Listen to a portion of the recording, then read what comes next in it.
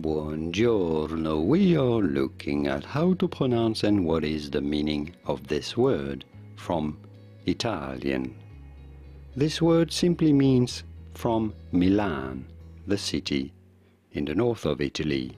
It can be applied either to people that are from Milan, but you'll often find it in cuisine applied to dishes names when the recipe is from Milan. How do you go about pronouncing it? Milanese. You do want to stress on the third syllable. Milanese. Milanese. Pretty straightforward once you know. Milanese. Here are more videos on how to pronounce more words from traditional Italian cuisine, whose pronunciations aren't exactly always obvious. I'll see you there to learn more.